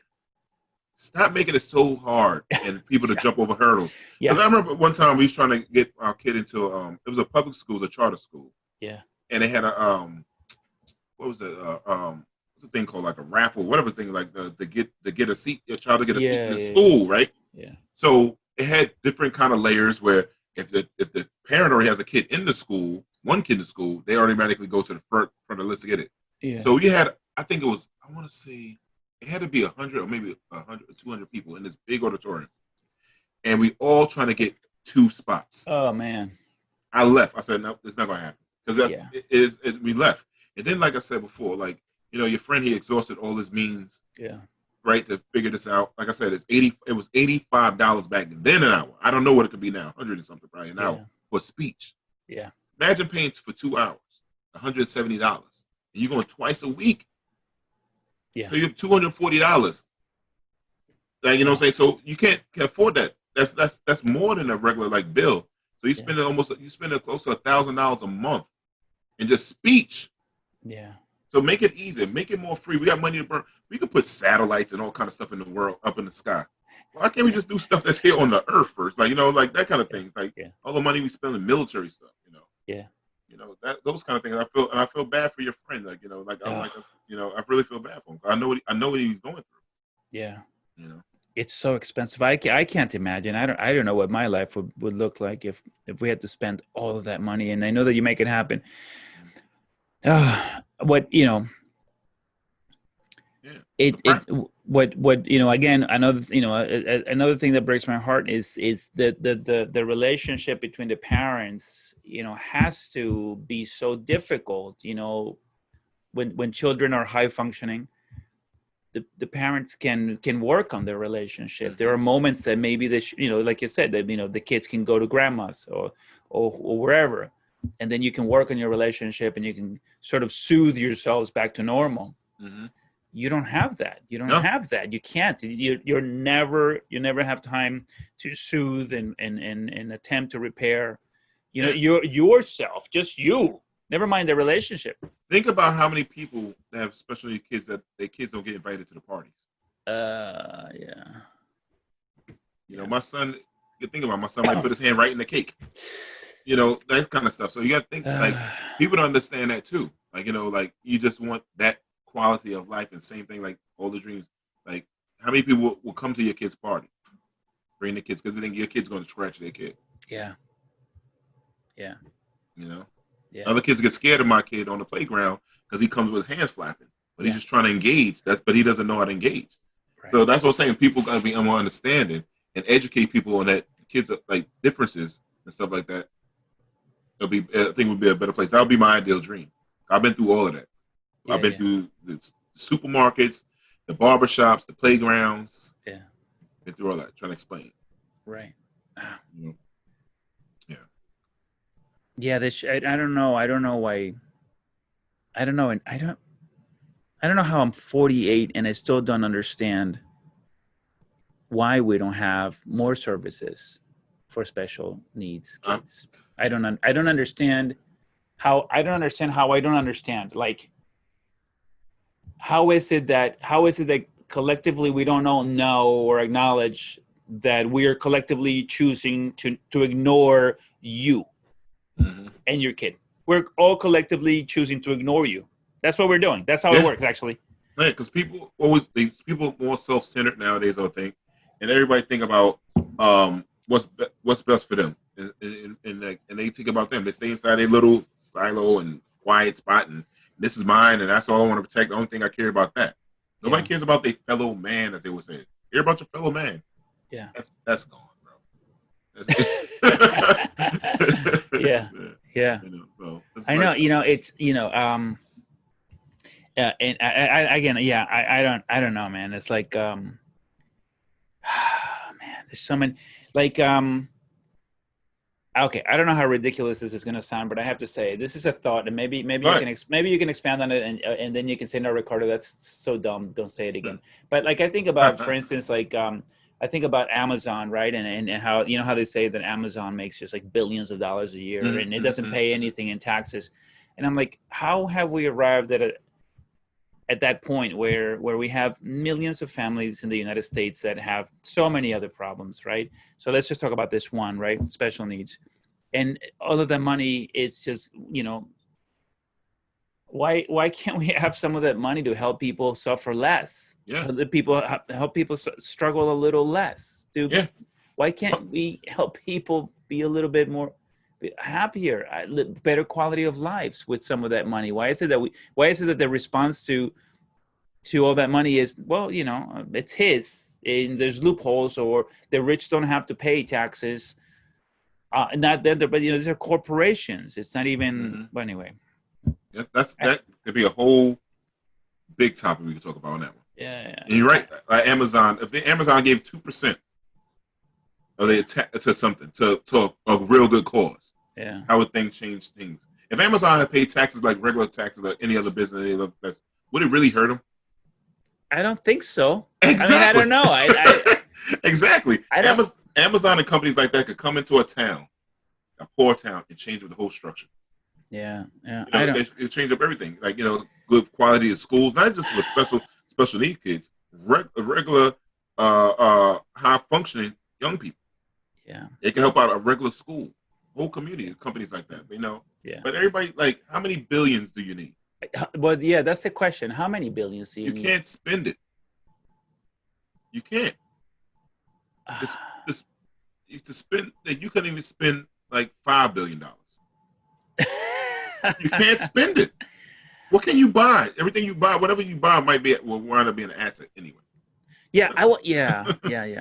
I wonder if the reason I started this conversation is because I really am so absolutely ignorant. But I may be you. So here I'm going to give you this. And whoever's listening to this, I'm going to give you that I'm an absolute idiot when it comes to the economy and how it functions and business, etc. Okay, fine. I'll give you that.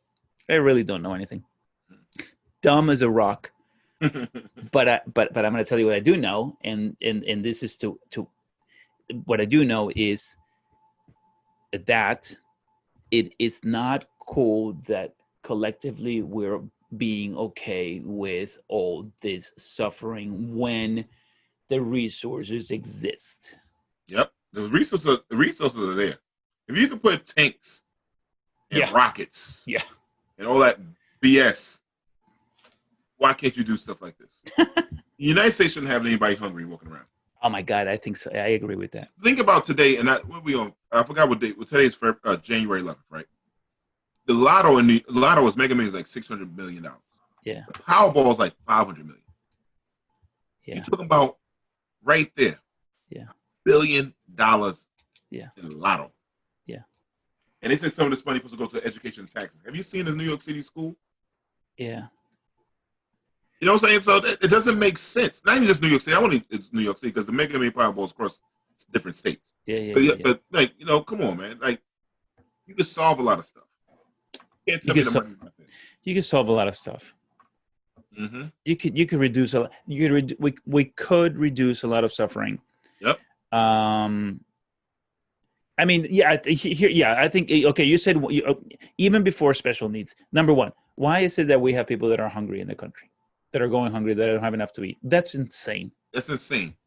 That's insane. That's ridiculous. We have so much land to grow groceries. We throw out more stuff than anything. Like I work for a large nonprofit, and we have food lines this whole year. Yeah. I feed minimum day. Every time I have one, like 250 people, maybe 250 people. In a day, in one day, the line, and it's more people on the line. We just ran out of food at 250. Really? Wow. So one day, you know, we get these pallets of trucks. Sometimes they had a truck. Some moron decide, let's deliver some fresh groceries in July without a refrigerator on the tractor. Okay. So the stuff spoiled, obviously, right? But people are still so hungry that we had the pallets that we told them we can't give you the food. They cut the wraps around the pallets themselves and went through it to find out what they went through, got rid of rotten stuff, and went all to the bottom to grab food. This is in New York City. Yeah. Why are we doing this in America? Like, why do we have these things? Like the selfishness of us, the corporate America is destroying this country. Yeah. So that's a whole nother topic. I know we're talking about father, but it's I know. Well, it's related. Yeah, it's related. I mean, like, you know, men who are fathers, you know, who understand this situation infinitely better than us, than me, you know, could say, hey, I understand how fatherhood works. I understand the importance of fathers being there for their children and for their children to have something to eat, and how that relationship between the two is going to, you know, improve if both have food on the table, right? If that child long term is going to be an active participant and a positive participant in this society because he ate, right? Because, you know, instead of growing up, you know, bitter and angry because he didn't have enough to eat as a child, and now he grows up to be, like someone who is like, looking out for himself only and selfish and egocentric and self-centered because that's how he grew up, in absolute scarcity, right? And knowing that he had to fight tooth and nail for every breadcrumb. Yeah, this fatherhood. This is all fatherhood. Here it is. I'm gonna read this to you, and I forget where I read this before. Hold on one second. Let me grab this book. Cool. Here, here's this is the coaching for fatherhood. Let me see. Yeah, there's coaching for fatherhood. Louis Epstein. I actually spoke with him. I had him here. Here's how he opens his book, and he wrote this one in 1996. And here's how he opens this book. Here it is. So that again, not enough people watch these videos yet, so that I'm going to get some sort of a backslash for my absolute total ignorance. But here's what this guy said. Okay, so it's not just me. All right, here it is. one paragraph. Page 1 in the introduction. Our society is in a state of crisis. Not only do we feel concerns about the economy, the environment, and education, but social problems abound. Homelessness, drug and alcohol abuse, teenage pregnancy, teenage suicide, divorce, and domestic violence are found throughout America and many other countries. Most of these social ills are being treated by trained personnel working for government and private agencies without much success. I think this is because we have not sufficiently attacked the underlying cause, which I believe is the absence of the father in many homes. So, all right. So don't take it from me. Take it from the guy. Yeah. And that even that if you look back during the crack epidemic, right? It took a lot of fathers of the house. A lot of guys went to jail. We had a lot of young men running around here without any guidance. Yeah. And people watched it go by. Corporations saw it go by. Government saw it go by. And then they're like, what's wrong with those boys? Why are they like that? Why are these girls out there doing that? Yeah. Why did you factor that a lot of those guys got taken out because the opportunities wasn't there for their fathers? And then you had all these laws come into effect. So then you got fatherless children running around, kids raising kids, and they just doing whatever they don't know how to cope with life. And so we all are guilty, and we all should be, and that's what I said, humanity has gone away. I think we forgot about the human part of it, all together. Like we all are together. We all connected. We got selfish as people, man. Yeah. I hope that people like you and me and Derek and everyone who has participated in this project of mine, one day we'll be able to come together and really make an impact on our society and in just letting people know fathers are important in the lives of their children. It's like they're crucial. Meaning we must not allow men. We must rather help men be present in whatever way. Somehow, it can. If it has to start, as a law. I still feel like that collectively we're okay if a young man or a man gets a girl pregnant and then he runs away, and then we're okay with it's fine, she can raise the child. How is it that we're letting this guy go, and we're okay with she can raise the child alone? Like how?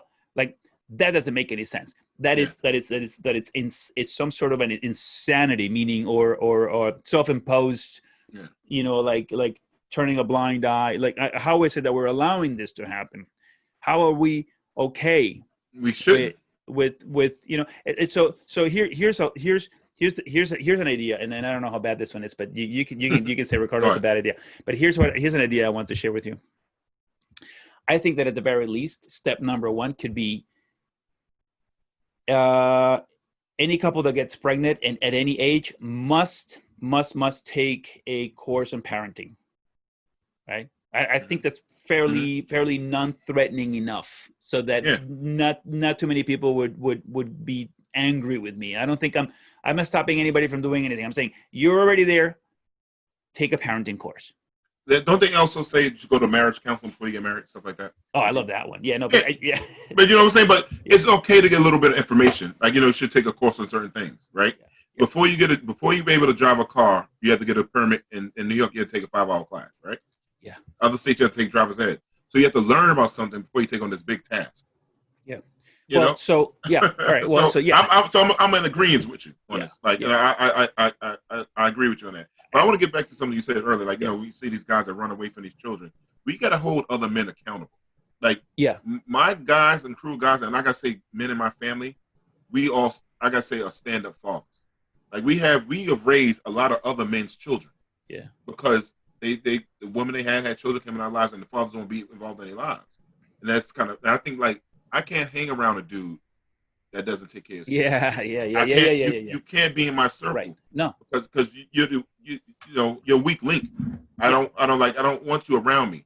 I don't want your energy around me. I don't believe in what you say. I don't care what kind of argument you have with that woman. That child doesn't deserve it. Yeah. I can't rock with dudes like that at all. Can't be around. No Yeah. sir. That's a good point, right? No sir. Because you're not a man if you don't know, you don't take care of your children. If you feel Yeah. like a man, Right. Right. and taking care of your part is part of your life that has your blood running through their veins. Yeah. How Yeah. you do? Can I be friends? Yeah. Can I be friends with this guy if he's not taking care of his kids? I can't. I'm telling you now. I Yeah. just not. I don't rock with that. Can't see it. Yeah. What does that say about me if I'm friends Exactly. with them? Exactly. And the principles that you stand on. Yeah. This person doesn't reflect the same thing you stand on. So how can we Right. even be? I can't do it. No. That's a good point. So That's a good point. Yeah, I mean, I think I mean, again, I haven't thought about this enough, but on the surface,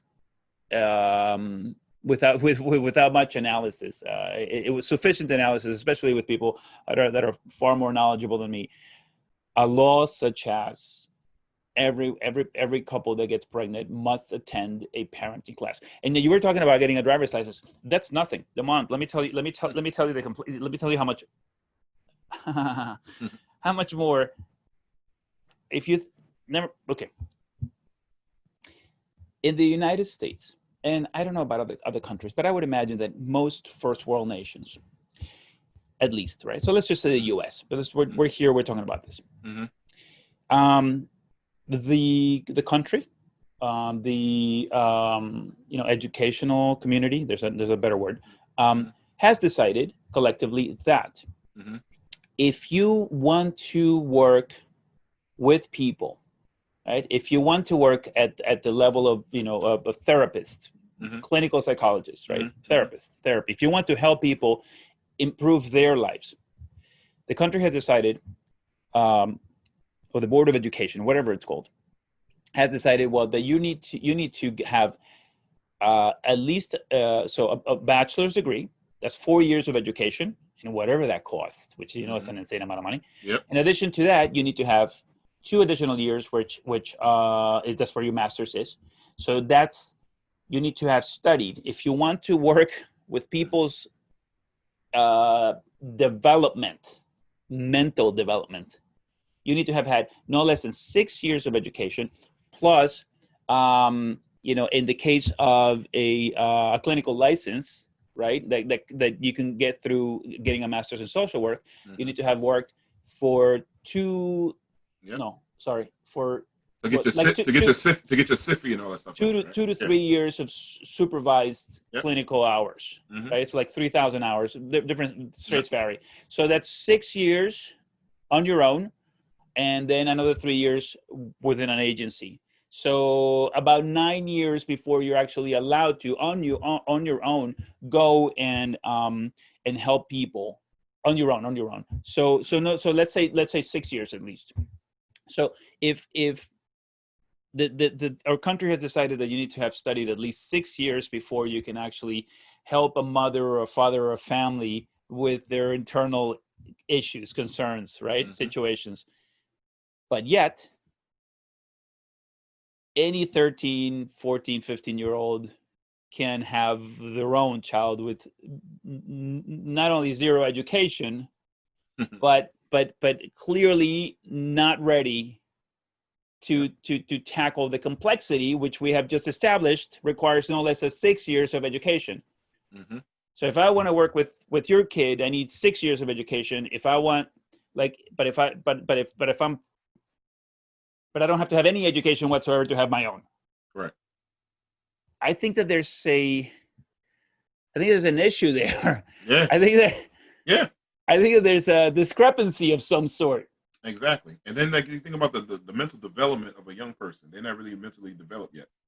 Well, and that's another one. Okay, so now yeah, thank you for bringing that up. So we now know, right, collectively in the U.S. and I think probably globally, we're agreeing collectively that the brain continues to grow into our mid-20s. Correct. 25, they said. Right, 25. So that means that if you're having a child at 15, the next 10 years that you're a father, you're still developing. And developing.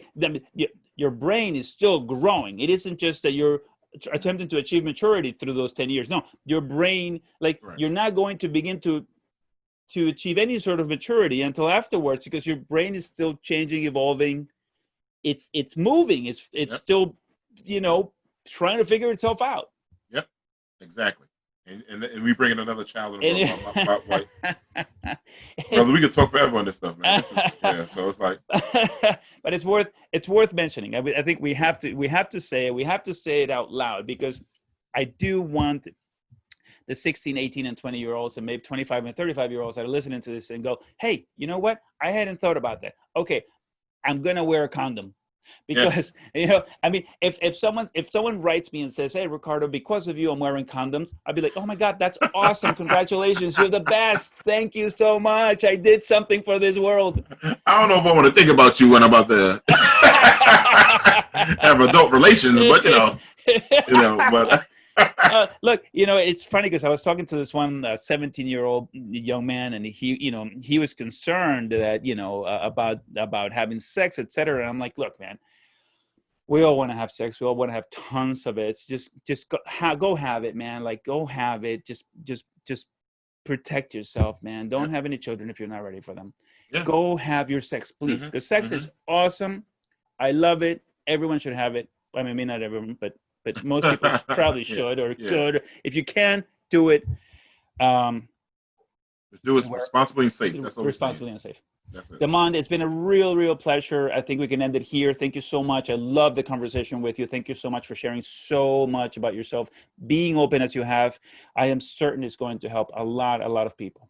Well, thank you for having me on this platform. And I think this is a definitely needed conversation. And I hope that my story can help out somebody out here in this world, and I'm always willing to share myself.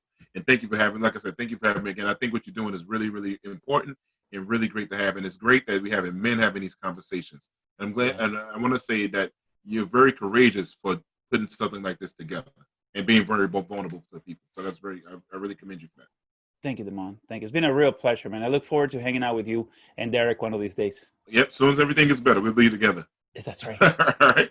All right, brother. Take it easy now.